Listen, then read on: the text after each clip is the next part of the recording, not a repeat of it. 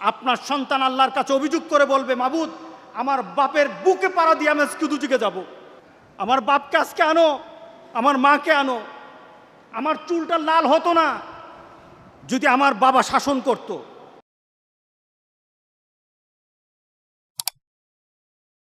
রাসূল সাল্লাল্লাহু আলাইহি সাল্লাম প্রত্যেকটি মানুষকে বলেছেন, কুল্লুকুম রাইন কুল্লুকুম মাসউলুন আন রাইয়াতিহি। সবাই এক একজন রাখাল। রাসূল সাল্লাল্লাহু আলাইহি সাল্লাম বলতেন, আমি রাখাল, আমি আমার উম্মতের জন্য রাখাল। আমার উম্মত যদি এদিক ওদিক ছুটে যায়, আমি এই উম্মতগুলিকে সুন্দর করে গুছিয়ে আমি একটা জায়গায় রাখি, যেন জান্নাতে নেওয়া যাওয়া যায়, যেন আমার উম্মতকে জান্নাতে নেওয়া যায়। এর জন্য আমি আমার উম্মতের জন্য রাখাল। শুধু তাই নয়, রাসূল বলেছেন প্রত্যেকটি উম্মত আমার উম্মত রাখালের দায়িত্ব পালন করে। তো গত অনুষ্ঠানটা ছিল অত্যন্ত প্রাণবন্ত অনুষ্ঠান, দেখে অনেক উজ্জীবিত হয়েছে।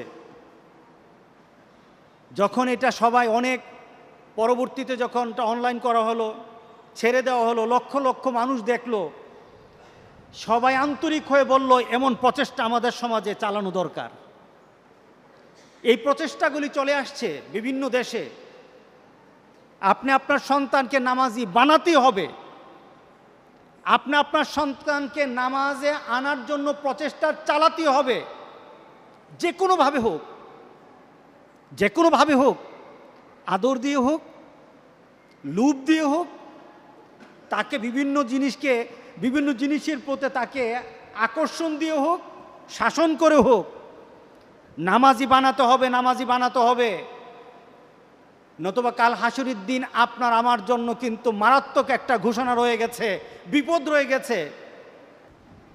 কাল হাসরের দিন আল্লাহ সুবহানাহু ওয়া তাআলার কাছে ওই সন্তানগুলি দাঁড়িয়ে বলবে,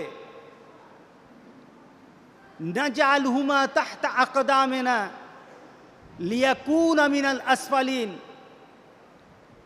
রব্বুল আলামিন আজকে যারা আমার বাপ, আমার মা, আমার পরিবারের কোনো সদস্য, আমার পরিবারের কোনো ব্যক্তি যারা নিজেরা নামাজ হয়তো পড়তো,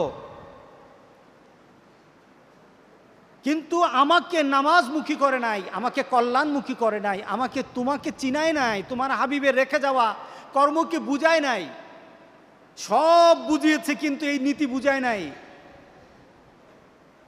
আল্লাহ সুবহানাহু ওয়া তাআলা বলেন, তোমার ওই সন্তান আমার সামনে দাঁড়িয়ে যাবে, তুমি থাকবা, তোমার সন্তানও থাকবে,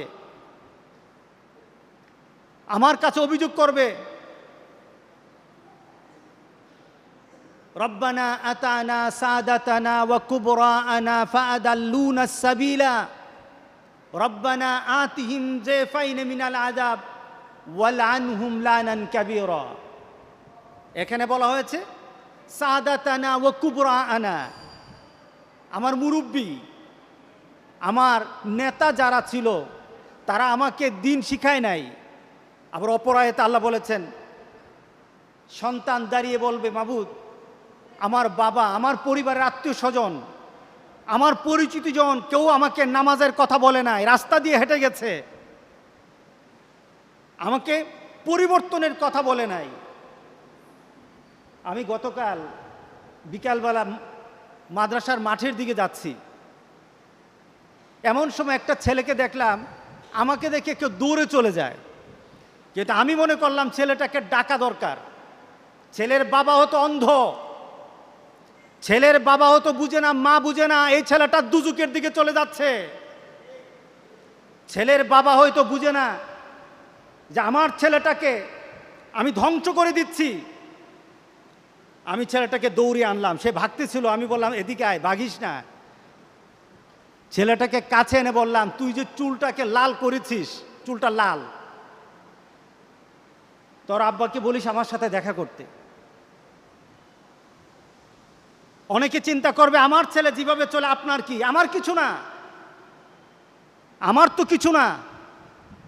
আপনার ছেলে যদি হারামি করে আমার কিছু না, আপনার ছেলে যদি বেনামাজি হয় আমার কিছু না। রাস্তায় যখন হাঁটতে বের হই দেখা যায় ছেলেরা ২০-২৫ জন দাঁড়িয়ে গল্পগুজব করে 20-25 জন, কিন্তু এই ছেলেগুলি কোনো সময় মসজিদে পাই না আমরা। এই ছেলেগুলিকে মসজিদে দেখি না। যেই বাবারা এই সন্তানের জন্য প্রচেষ্টা চালায় না, বাপ নামের কলঙ্ক তারা আখিরাতে নাজআলহুমা তাহতা আকদামিনা। আপনার সন্তান আল্লাহর কাছে অভিযোগ করে বলবে, মাবুদ আমার বাপের বুকে পাড়া দিয়ে আমি আজকে দুদিকে যাব।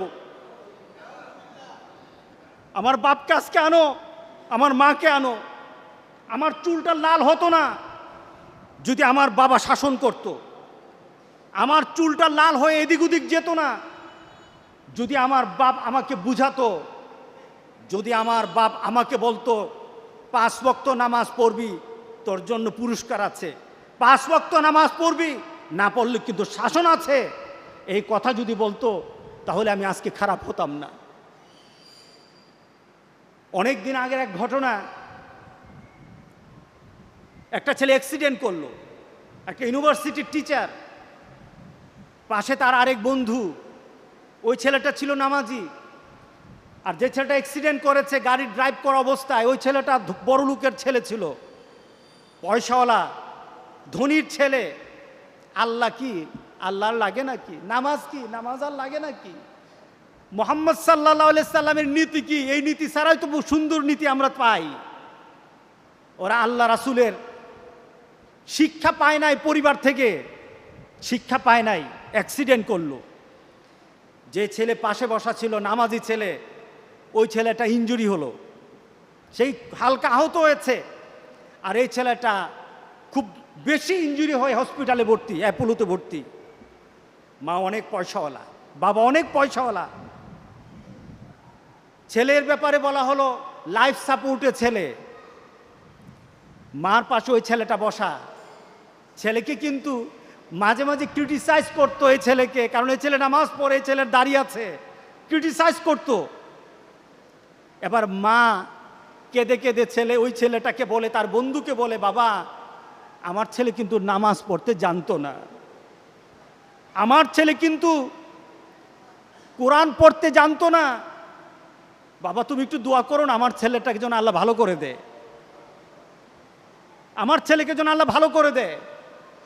আমার ছেলে তো দিনদারি শিখে নাই, দিনদানি পারে নাই, আমিও তো কিছু বুঝি না।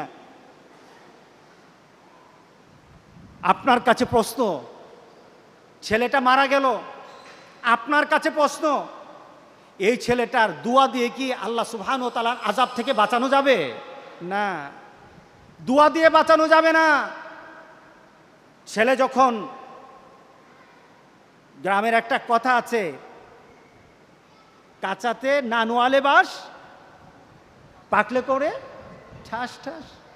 ছোট কাল থেকে যদি তুমি তোমার বাচ্চাটাকে আল্লাহ এবং রাসূলের নীতিতে নিয়ে আসতা, এই ছেলের জন্য কেউই দোয়া করুক আর না করুক, আল্লাহ সুবহানাহু ওয়া তাআলা তাকে কবুল করে নিতেনি। তুমি ছোট কাল থেকে তাকে শিক্ষা দিতা। আর যখন মৃত্যুর দুয়ারে তুমি তখন চিন্তা করো তোমার ছেলে কিছু পারে না, আরেকজনের দোয়া দিয়ে তোমার ছেলেকে পার করবা, এই নীতি কোন আল্লাহ রাসূল দিয়ে আমাদেরকে যায় নাই।